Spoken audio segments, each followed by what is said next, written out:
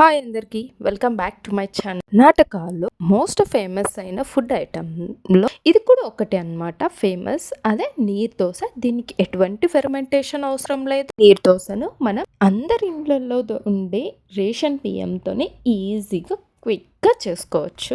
చెప్తాను రండి. ఫస్ట్ ఒక బౌల్ తీసుకొని ఒక టీ గ్లాస్తో ఒక 3 గ్లాసెస్ రేషన్ బియ్యం తీసుకున్నాను. 3 గ్లాస్ వేసేసుకొని బాగా నీట్గా వాష్ చేసుకునేసి ఇలా హోల్ నైట్ సోక్ చేసి పెట్టుకునేసాను. మినిమం 5 అవర్స్ అయినా బాగా నానితేనే దోశ అనేది నీట్గా బాగా వస్తుంది. ఇలా నానపెట్టిన బియ్యంలో వాటర్ అంతా తీసేసి ఇలా జార్లోకి వేసేసుకున్నాను. పచ్చి కొబ్బరిని కూడా 2 టేబుల్ స్పూన్స్ తీసుకుంటున్నాను. దీనిపైన బ్లాక్ అనేది తీసేసి ఇలా పీస్గా కట్ చేసుకునేసి రైస్లోకి ఒకేసారి వేసేసుకొని వాటర్ కొంచెం యాడ్ చేసుకొని మిక్సీ పట్టేసుకుంటున్నాను. పేస్ట్గా చేసుకుంటున్నాం కాబట్టి వాటర్ అనేది కొంచెం వేసుకొని నీట్గా మంచి ఫైన్ పేస్ట్గా అనేది ఉండాలి. ఎక్కడ బియ్యం అనేది ఉండకూడదు. 1 కప్ ఆఫ్ రైస్కి 3 కప్ ఆఫ్ వాటర్ అనేది యాడ్ చేసుకుంటాము. నేను కొంచెం ఇట్లా మిక్సీలోకి వాటర్ యాడ్ వేసాను. మళ్ళీ అంతా మిక్స్ చేసేసి మళ్ళీ ఇలా డైరెక్ట్గా వాటర్ అనేది యాడ్ చేస్తున్నాను.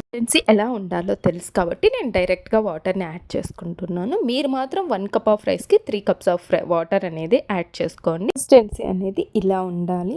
అలాగే రుచికి తగినంత సాల్ట్ వేసుకొని అంత పిండినంతా ఒకసారి బాగా కలిపేసుకుంటున్నాను. ఇప్పుడు ప్యాన్ పెట్టుకొని ప్యాన్ వేడయ్యాక ఆయిల్ ఒక 2 డ్రాప్స్ వేసుకొని ప్యాన్ అంతా సీజనింగ్ చేసుకోవాలి.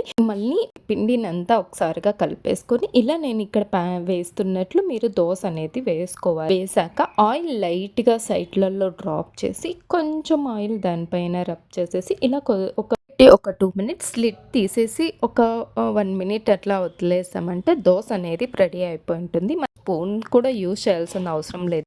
దోశ బాగా కాలింటే ప్యాన్ నుంచి ఆటోమేటిక్గా అదే వేరైపోతుంది. సో మనం చేత్తో అలా తీసేస్తే సరిపోతుంది. సో అంతే, ఎంతో పర్ఫెక్ట్గా స్మూత్గా కర్ణాటక ఫేమస్ అయిన నీరు దోశ రెడీ అయిపోయింది. దీన్ని మీరు ఏ చట్నీతో అయినా లేదంటే సాంబార్తో అయినా కాంబినేషన్గా తీసుకోవచ్చు. మరెన్నో రెసిపీస్ కోసం నా ఛానల్ని సబ్స్క్రైబ్ చేసుకోవడం మాత్రం మర్చిపోతండి.